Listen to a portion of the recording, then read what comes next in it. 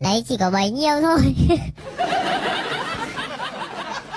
Hôm qua em mới chỉ quay được bấy nhiêu thôi. Hôm qua em chỉ quay được có bấy nhiêu.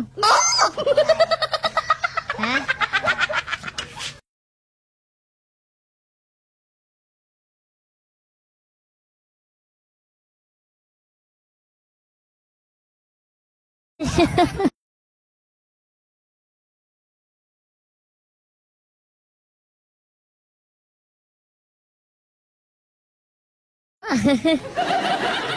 Đúng mọi người.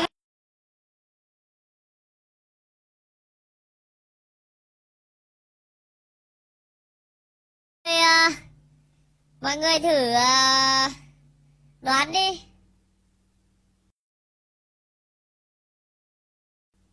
Mọi người đoán thử xem nào. Mọi người đoán thử đi xem nào.